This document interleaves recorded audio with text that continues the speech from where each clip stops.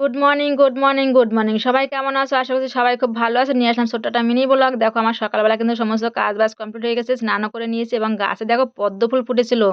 আর ফুটেছিল নীলকণ্ঠ ফুল। তাই দিয়ে কিন্তু আমার ঠাকুরের আসনটা দেখো কত সুন্দর সাজিয়েছি। নীলকণ্ঠ ফুল দিয়েছি ভোলানাথের, ঠাকুরের আসনে দিয়েছি পদ্ম ফুল। তো পুজো-টুজো দেওয়া হয়ে গেছে। আমার রান্নাও কিন্তু কমপ্লিট। এখানে করেছি বেগুন ভাজি, ডিম ভাজি আর করেছি প্রেসারে করে ভাত। আচ্ছা প্রেসারে ভাত খাওয়া কি ভালো না খারাপ? তোমরা যদি কেউ জেনে থাকো তো অবশ্যই জানিও। কারণ আমি কিন্তু প্রেসারে করেই ভাত করি। প্রেসারে ভাতই খাওয়া হয়। আমার বরমশাই কিন্তু একদম প্রেসারে ভাত পছন্দ করে না। পেয়ারা কাটতেছি, গাছের পেয়ারা। এখন কাটবো, কেটে নুন দিয়ে লঙ্কার গুঁড়ো দিয়ে মাখাবো, তারপরে খাবো। এমনি চাবাই এক গোটা গোটা খেতে গেলে কেমন দাঁতটা টক হয়ে যায়, এই জন্য কেটে নিচ্ছি।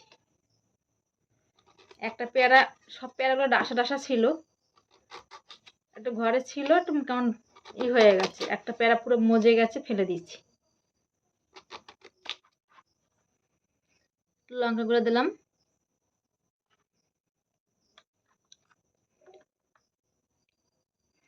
একটু হলুদের গুঁড়ো দিলাম,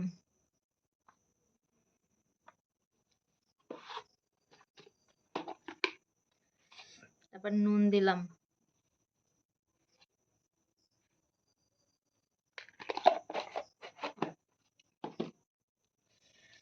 এখানে আছে একটা স্পেশালি একটা মশলা, এটাই সেই টেস্ট বাড়াবে।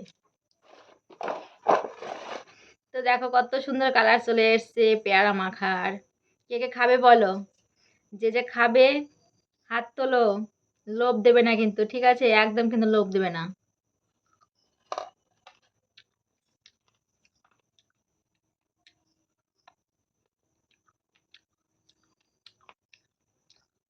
সেই টেস্ট, সেই টেস্ট।